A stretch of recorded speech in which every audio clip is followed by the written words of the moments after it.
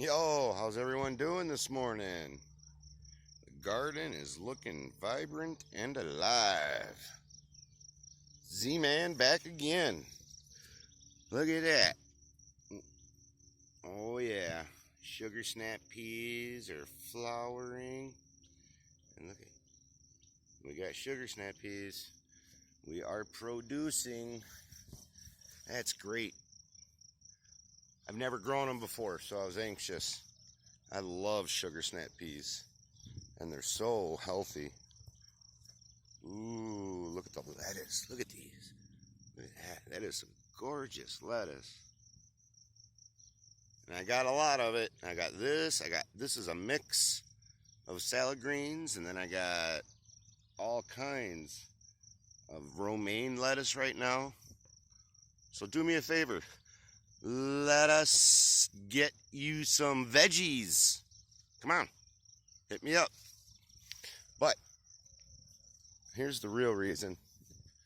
Down here I noticed something. You guys ever heard of Korean natural farming? Okay. Well, it's kind of a lot of my logic with this. Okay. I prefer to use like the natural organisms in nature already to help make the ground fertile.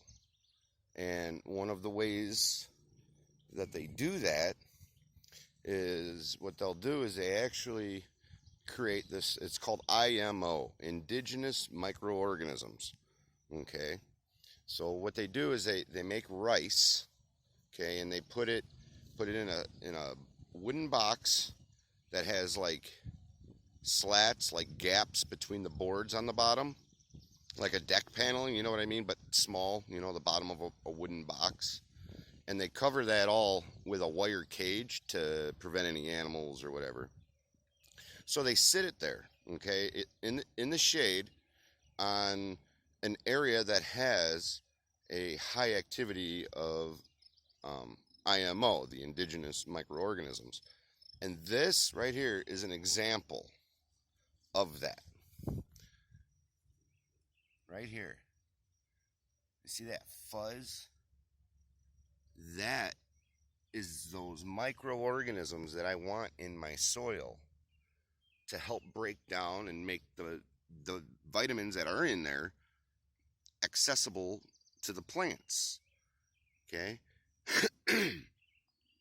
But this is the proof that my methods are working, because everything that's breaking this down, all of this, I guess it would be fungus. Okay, so that's breaking that down, and it's in my soils already. So the fact that it's breaking down right here, I don't have to see. What they would do is they would put a box on it with the rice, and they would let it sit there for a week or two. Okay, and then they would bring that back to their garden, and then they would add it to compost and wood, like broken down wood particulates, and allow it to grow. So then what they do is they make a compost tea out of that. You know what I mean? So they would take it and turn it into like I guess it would just be an inoculated, um, yeah, inoculated compost tea. And all of that good nutrients right there, or all of that good fungus, is going to break the soil down into usable stuff. And I thought this was real interesting, because this was just some miscellaneous, this looks like just some miscellaneous weeds that I pulled that were laying here. Maybe some grass clippings from the last time I mowed. But this, I know this doesn't look good, but the fact that I have this growing here, and it is all through this wad, so that is great. Like, I can lay this in my soil right there. And that right there will make contact with the soil there and start that process. There's a lot of it right now because of how much moisture we've had lately. But that is the perfect example of Korean natural farming. Their logic was they wanted to get away from artificial fertilizers and stuff like that. Because when you break it down, all of those fertilizers that you buy at the store, like the non-organic ones, it's basically some nutrients, and it's on salt as a binding agent. So you're literally giving your plants an abundance of salt and some mineral.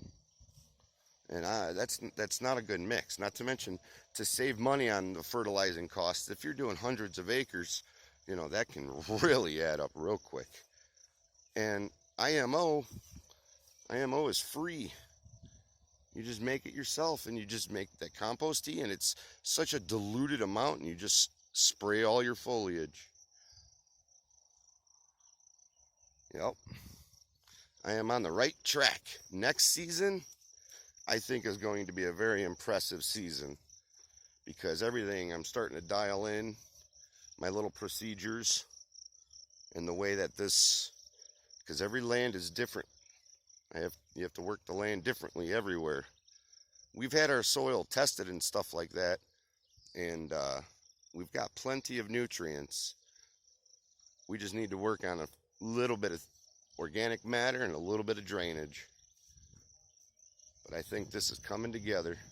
I thought that was rather interesting to start the morning. I've been learning a lot about the Korean natural farming, and that's a perfect example. But I hope you all learned something. Pretty soon we'll have tomatoes. I've got zucchini soon. If you look in here, a lot of the times what they'll do is, let me find one with the flower on it here still. Oh, here.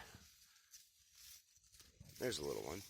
See, what they'll do a lot of the times is they'll harvest this, and they'll actually fill the blossom with a cheese and different seasoning, and batter it and fry it.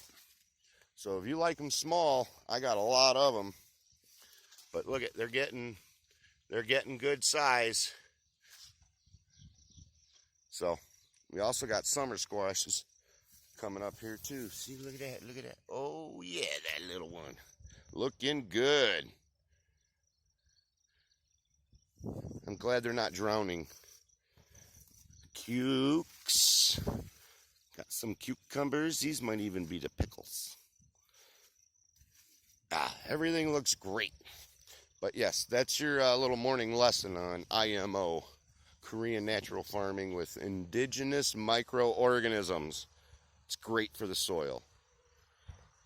See y'all later, guys.